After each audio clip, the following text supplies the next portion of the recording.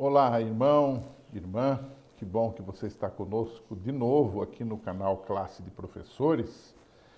Nesse trimestre estamos estudando as profecias do profeta Isaías, através da lição da Escola Sabatina. É sempre uma alegria cumprimentar você, é sempre uma alegria estarmos juntos aqui. Nós estamos chegando na lição de número 11, que nesta semana vai abordar o amor em ação. Qual é o tema desta lição? Você sabe que o profeta Isaías e toda a Bíblia enfatizam que a salvação é pela graça de Deus. Aliás, Isaías 55 é um versículo, verso 1, um versículo muito conhecido, onde Deus faz um convite ao ser humano pecador, eu e você. Ele diz, ó vós que tendes sede, vinde às águas, e os que não têm dinheiro, vinde, comprai e comei. Sim, vinde, comprai sem dinheiro e sem preço. Isso mostra que Deus está disposto a nos salvar, apesar dos nossos pecados e sem as nossas obras, sem a nossa interferência. A salvação é algo que vem pela graça de Deus. Porém, há muita confusão no que vem depois da salvação. Ou seja, eu sou perdoado de graça. Agora, o que devo fazer depois? Continuar no pecado ou obedecer? Essa é a grande questão. Por isso que o título dessa lição vai desenvolver a questão do amor em ação. Deus nos ama, nós somos transformados por este amor, por esta graça, baseado no que Jesus Cristo fez no Calvário, e nós agora respondemos a este amor também pela graça de Deus. E nessa semana o autor da lição nos leva para Isaías capítulo 58. O que trata Isaías capítulo 58? Ele trata de dois assuntos, jejum e sábado. Como prova de que eu amo a Deus, eu tenho que obedecê-lo, eu tenho que honrá-lo, eu tenho que humildemente aceitar a sua graça e o seu poder na minha vida e praticar esses bons atos. Então, nessa semana, o capítulo 58 tratou de dois assuntos melindrosos, no que diz respeito à questão de o método da salvação, como eu sou salvo. E no primeiro tópico você vai ter o seguinte título, jejum e humildade. Eu intitulei assim, jejum e humildade. O povo de Isaías, da época de Isaías, estava jejuando bastante, mas ele não o fazia com a devida humildade e contrição que isso exigia. Sabe que quando a gente lê sobre o jejum na Bíblia, eu fiz uma ocasião uma pesquisa sobre isso, a gente percebe que embora o jejum é estimulado, motivado em muitas situações, especialmente em casos especiais, tanto no Velho quanto no Novo Testamento, não existe uma obrigatoriedade do jejum. Aliás, só há um dia em que o jejum era obrigatório para os israelitas, por exemplo, que era no dia da expiação, né? Então eles deveriam jejuar. Mas o que estava acontecendo na época de Isaías é algo que pode estar acontecendo hoje também. As pessoas jejuavam, mas aquilo era um mero formalismo. Não vinha acompanhado de arrependimento, de humildade, de contrição diante de Deus. O que é o verdadeiro jejum?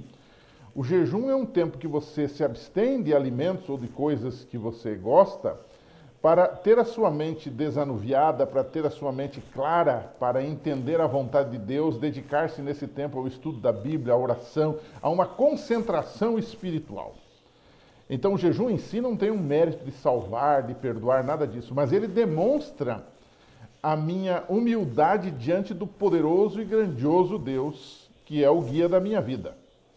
De maneira que o povo de Isaías estava jejuando sim, mas não havia o necessário arrependimento. Então Deus colocou um parâmetro nessa situação. O assunto não era só parar de comer, e Deus diz o seguinte, olha, o problema de vocês no jejum que vocês fazem, vocês acham o próprio contentamento de vocês, o próprio prazer de vocês. Ou seja, o jejum está sendo para glorificar vocês e não me glorificar. Essa é a grande questão, pelo próprio formalismo deles.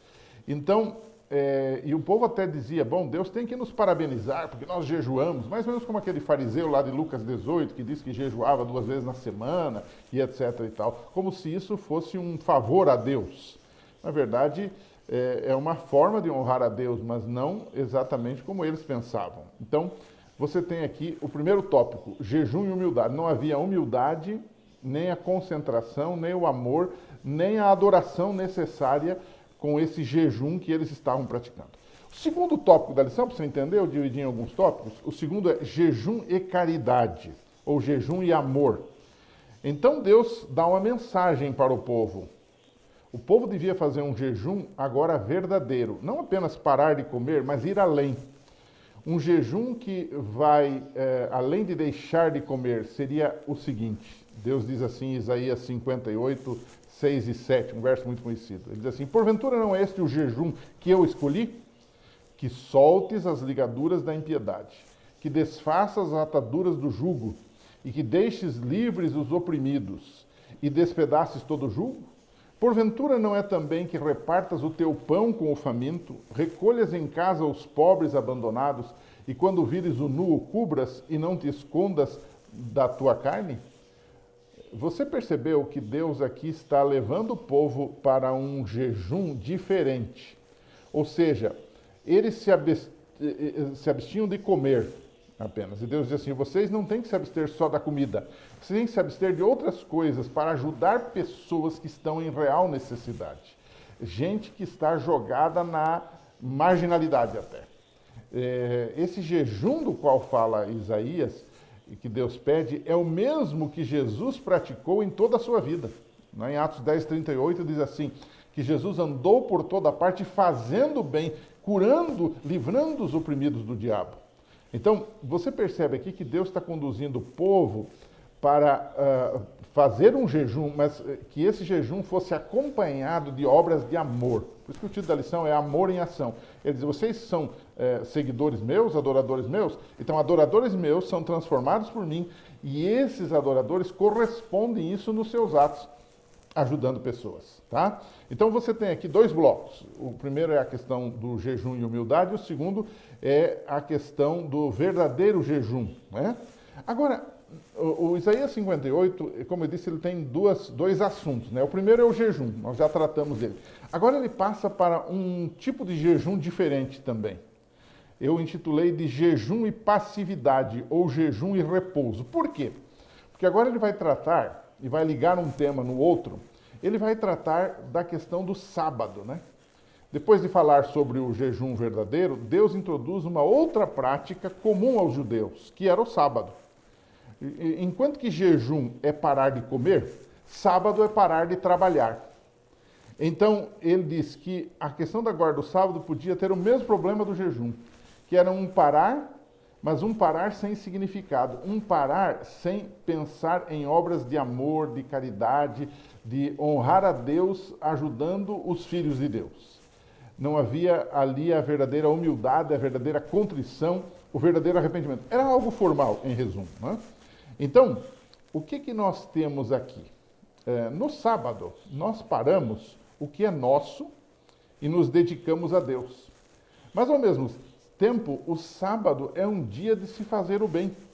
E fazer o bem é estar cumprindo o jejum previsto em Isaías 58, 6 a 8. Então, veja, há uma ligação em 58 entre a guarda do sábado e o jejum, entre o jejum e a guarda do sábado. Uma coisa está ligada à outra. Então, procedendo assim, o povo teria uma experiência real com Deus, não apenas de fala, não apenas de discurso, mas de prática também.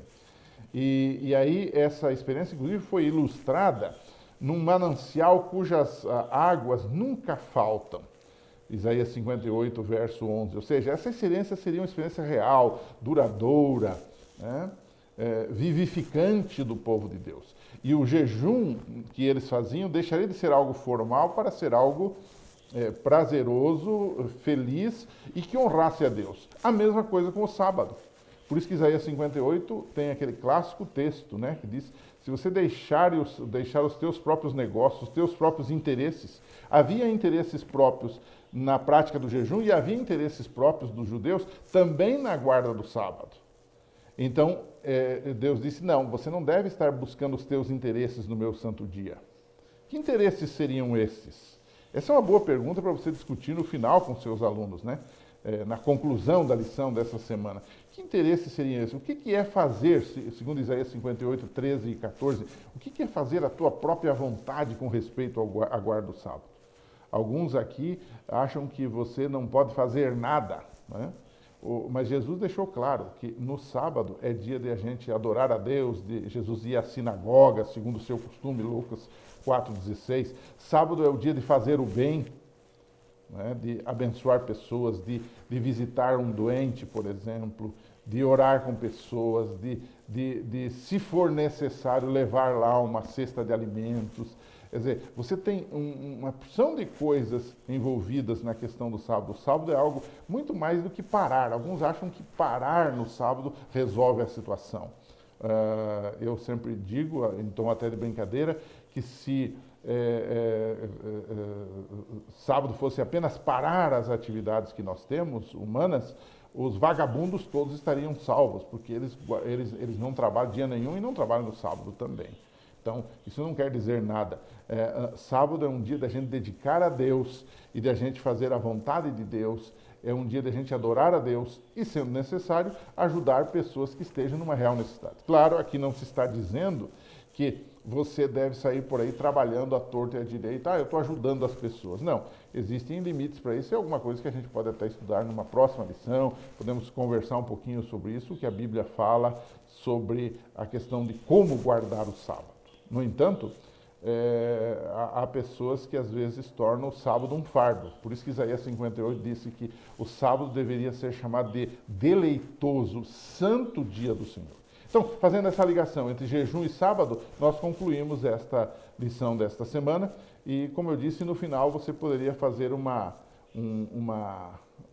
pergunta aos seus alunos, uma discussão aos seus alunos, o que Isaías está tentando dizer com fazer a tua própria vontade ou seguir os teus próprios interesses lá no capítulo 58, versos 13 e 14, no que diz respeito ao sábado.